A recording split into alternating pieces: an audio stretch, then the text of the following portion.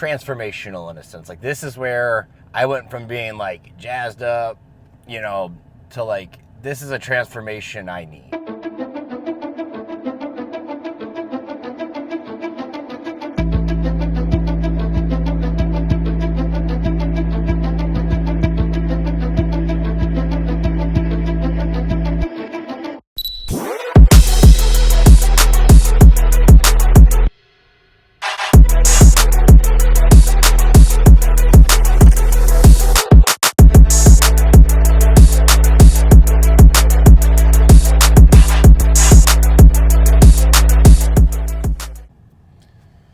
Good, very apparently morning. I don't know how ridiculous my hair actually is, but it feels and sort of looks like it's absolutely off the wall. I'll have a hat on soon, like normal.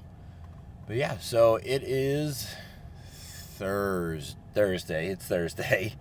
It's been one of those weeks where I'm pretty sure tomorrow is Friday or Saturday since about Monday afternoon. And it's just kind of stayed that way, which is fine. So I've got 2 sessions today. I got a strength session, got a running session, and I'm going to do that in the opposite order of what I just said. I'm headed to go run right now. So definitely a hybrid day.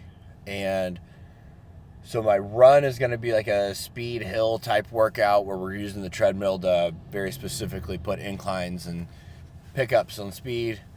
And then, so that's about an hour's worth of work. I've got to come home, get some food, take the dog to the vet. He has just to get shots this week. He actually was in there last week, and he was actually like sick. He got bit by a tick. Within 12 hours of getting on antibiotics, he was acting like he never was sick. And so he's in good shape now, fortunately. But, yeah, just been a wild, weird, funky week. Then on top of everything, on Tuesday I went and hung out with my little brother. We both got tattoos. It was his second one. He's 18, and I got a little guy. Not my second tattoo, and I finally got my Ecuador mountain climbing tattoo that I had been planning and since I was in Ecuador. So I finally got around to getting that done, and it kind of also reminded me a lot about, or kind of triggered some of those like memories, and, you know, as these things tend to do, and it really kind of has a lot to do with why I'm doing what I'm doing now. Like, this was, there was a really specific element of the trip that has led me to be like, all right, we need to figure out the endurance. We need to figure out how far we can take the endurance thing. So, like I said, I'm going to go run. I'm going to go run on the treadmill. After that, I'm going to talk about that one. I'm going to tell that story a little bit because it's cool, it's fun, and I don't know, I think it's so to the point of how I've dealt with eye amputation and how everything has gone the way that it has been these sorts of willingness to let the universe kind of show me what the fuck is up. So yeah, gonna knock me down some G1M from BPN, especially on days like today where I've got like a speed session and then I'm gonna go lift low body. Getting those carbs in and making sure we're staying on the electrolytes is a much bigger deal than normal, especially knowing in 2 days I have over a 2-hour trail run coming up, and so the more I stay on this sort of stuff, the better I'm going to recover. That's the biggest thing I've learned now as I've decided to dive harder into the hybrid thing, is like the intra workout, pre-workout, and post, like those immediate nutrition needs. I feel like they're a little higher impact whenever you're trying to do all this. So yeah, that's what we've got going on today. Let's go run, tell stories, and lift weights. I have been digging this new shoe from On. It's not new from On, it's new for me. I think it's Cloud Eclipse. A little higher heel. It's been working well for me. We done. Let's go change out the leg, take dog to the vet, get some food. What's up, Bubby? You ready to go to the vet? No, you're gonna be terribly disappointed to find out that this ride is not for adventure time. All right, we are back on the move. Dog is at the vet. I came home, had myself a nice sized breakfast. Super had to freestyle it because what I thought I had one piece of the puzzle, but not very much of it. But that was a fantastic breakfast. So getting ready to go lift. I've got a low body lift today as I am learning how to do the hybrid thing a little bit more for real and really be pursuing both endeavors and not just training concurrently. One of the things that's definitely stuck right off the bat is when I have a session like today where I've got lower body lifting and a higher intensity running workout, especially right now because running is in the A slot, running goes first. So we go run first. But even then, I still like to get my lower body training done as soon as possible after that, because then that gives me the biggest window of time between lifting low body. Like today, we're going to be squatting and pulling. It's going to give me the biggest window of time between my last low body lift and my next run. So that's what we've got going on right now. And like I said, I want to kind of dive in just because I'm, kind of getting a little bit of the feels, especially getting my Ecuador tattoo finally. And just kind of dive in on like, this is really why or what started this. I like the idea of running an ultra. It's easy to watch an ultra marathon vlog and be like, oh man, that looks like that feels amazing at the end, even though it probably feels pretty terrible. But like that accomplishment that's just bleeds through the screen with these people as they achieve these things. And what shifted me from like, that sounds fucking cool, to that's something we need to experience on the life experience that I want to have, was my trip to Ecuador. And that trip was a lot of firsts. And so first time out of the country, first time being in a non-English speaking part of the world. Although a lot of people, they knew enough basics that whenever we were lost on our Spanish, we could bridge the gap. And that's more credit to them, not us. So like there's that. Also, my first time at altitude. I live at sea level and I've never really gotten much outside of it. So this was my first time ever experiencing altitude. Quito is 9,000 feet on its own. So I fly into 9,000 and in less than 10 days end up experiencing 19,300 and something that I'll fill in here. And so like that alone, like, it's just really hard. And so you get to all this like unknown. I don't know how, if it's okay if it doesn't go great. I'm not owed a victory here. I'm not owed crushing this mountain. I'm not owed any of that. And so there was a lot of that in that trip that like from jump. And then once we actually got on the ground and got into like a training hike, got into some of that sort of stuff, that's whenever things started to get really real. So that's, and on top, and like in terms of like, there was so much more that I didn't know and understand than I knew that I didn't understand. So I got a big hard lesson in terms of like, yeah, you think you know all the things you don't understand, and that's just the tip of the iceberg. Those are the prerequisites for the things you don't know, because I don't live in a place, obviously I live at sea level. I've talked about, my challenge in finding big climbs and stuff like that that are going to be relevant to my trail running. And I talked about that. And so like getting like up close and personal and looking up, like the real first person, not the zoomed out picture, like, but seeing it from your feet, unreal. And that's kind of where everything started to shift in my brain. And so I'm almost there. So I'm going to go knock out this low body lift first.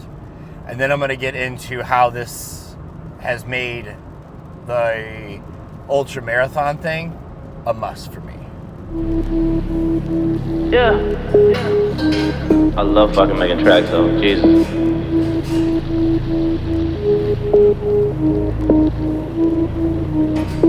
Hey, I'm just started, I'm ballin', I'm back on my shit like I'm Christopher Wallace. They wanna tell me that I wanna make it, I tell them I do it, I'm back and I run it. Homie, you be me, homie, I be elite, but I do just what I wanted. Honestly, they wanna tell me I quit, they wanna tell me I wanna keep on running to the league though. Homie, they see I'm a beast though. I be so elite though. I be just present on beast though. I be activating my coats, my G's though. I be on a different level, that is something that you're about to see though. As I'm running, I'm at it, and when it comes down to it, I'm an addict. I love this, it's precious, it's me dog, my passion, my life's work. I get this, I do it, I have it. Workout is done, and as it turns out, that after some uphill, I wouldn't call them sprints, but just shy of sprints, it turns out that after doing an hour of that, squatting, deadlifting, and box jumping is pretty freaking exhausting. So, training's done for the day. About to go pick up the dog. And now let's pick up the story where it gets transformational in a sense. Like, this is where I went from being like jazzed up, to like, this is a transformation I need. The way the trip worked, it was 10 days. We get into keto, we're there for a couple of days, 2 or 3 days, doing like team stuff, introduction, gear distribution, and then we go on a training hike where we went from, I don't know where we started it at, but we got up to a little over 14, which from what I'm told, that's the number. Once you start approaching 14,000, things start getting a little sticky. So the idea was to give us a touch, give us see who is moving how, to figure out how to pair people up for rope teams as well. And then we do that, and that's kind of the first taste of this, but this isn't like the big piece. But I just remember there's multiple times where I'm looking up and seeing where we're going. And to be completely honest, I couldn't quite fathom that we were going to go that far. I didn't understand getting that far on foot in that direction. When it's flat, you're just going far, you can only see so far. And then just the horizon keeps moving, right? That's just not the same thing. The peak of that mountain isn't as far away from you. It's up, and you're lifting your head up at that point. And there were some moments I'm just going to keep walking. I'm not going to figure it out. And so we have that. We go back to keto for another day and a half or so, and then we all head out to these haciendas to spend a day and a half or so at something a little bit higher elevation to again continue that acclimation. And here's where it starts to get ooh, just completely and totally surreal. This is real, this exists, and people live here. So we're at the Hacienda Los Mortinos, for anybody watching this that has been in that area. That's where we were at. Also, never seen wild llamas until then. That was pretty cool. We're there, and now we can start, we can see the mountain from, and I'll be tossing some pictures in here for sure. And now we can start to see the mountain, and it's just, again, unfathomably huge. And we're going up to the top on foot. And it's just I'm just sitting there and it's something crazy is going to have to happen. Something way outside of my experience realm is asking to happen, and that's fucking cool. But also, I just realized that I am armed with no specific knowledge, no relevant experience other than knowing that I have proved in the past I am good at keeping my feet moving. So we spend, I don't remember how long we spent there. But then the next stop is the lodge. And the lodge is at about 14,000 feet. And it is on the, on the mountain. So I remember us driving from the hacienda there, and now we're getting to the point where, like, to see the top of the mountain, you were looking up like this. And now this picture right here, this is the beginning of, like, this is now a transformational experience. I don't remember why I took the picture other than, like, I told myself going in, take more pictures than you've ever taken. Don't shy away from being that person, because at some point you're going to want these pictures. Like right now. Like it was my big thing after I had to put my dog down. And I just was so grateful for all the pictures that I had of him. And to kind of get to relive all the best parts of his life. So I take that picture and I just remember thinking, like, shit. Again, we're still unfathomable. You think getting closer would help? It did not. It did not help getting closer. It became more and more baffling that we were going to get there. And so now I don't understand how slow you move or any of this stuff. I have no understanding on, like, the brand of grind that this climb is going to be.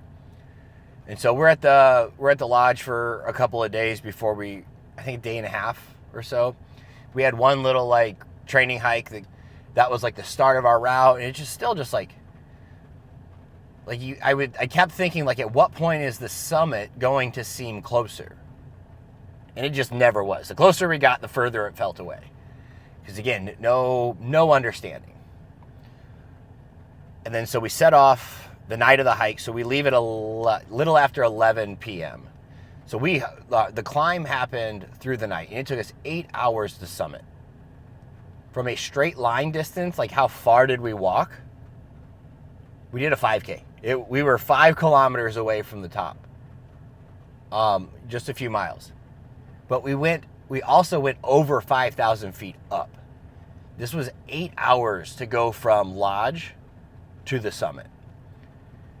Got to look into an active volcano from the top. That was weird. It also was not what, it's the banana peel not being a big problem in life. There wasn't big glowy red-ish happening in there. It was just smoke coming out because, well, we summited right around the morning. Like, so I think the sun came up about 30 minutes before. So that was the other piece of the puzzle. We did it in the dark. You could see as far as your headlamp. I just watched a squirrel literally fall off of a roof and just be back at it. That's fun. Speaking of needing to go get the dog. And so 7.5 hours, you really can't see where you're going. You have no concept of how far you've gone. You just feel like you are miles and miles and miles again. 7.5 hours until the sun came up at all, like before the sun came up. And so but getting to the top was just insane. It was just an insane place to be in the world. And to have, like, with everything being relative, to know that I'm relatively higher than almost everybody else in the world right now was just a weird, crazy, but also, like, how the hell did I do this? Like, how did I get here? How awesome is my body? Just huge gratitude moment. How awesome is my machine? This meat suit that I'm in, and its ability to let me have that experience and figure it out. And how, again, back to the mission of Romp and the power of proper prosthetic care gave me this opportunity to feel these things. And then I got my shit rocked. I was done at the top. Never considered coming back down. Dead, done, smashed, crushed. The way down was so mentally challenging. I never wanted to pop a hammy so bad and ride a sled. Right there. And so, but then I digest this and I recover and I sit there, I'm like, the feeling of truly not understanding how I'm going to make it to the finish line and then going and figuring it out, That's a version of me that I want more of.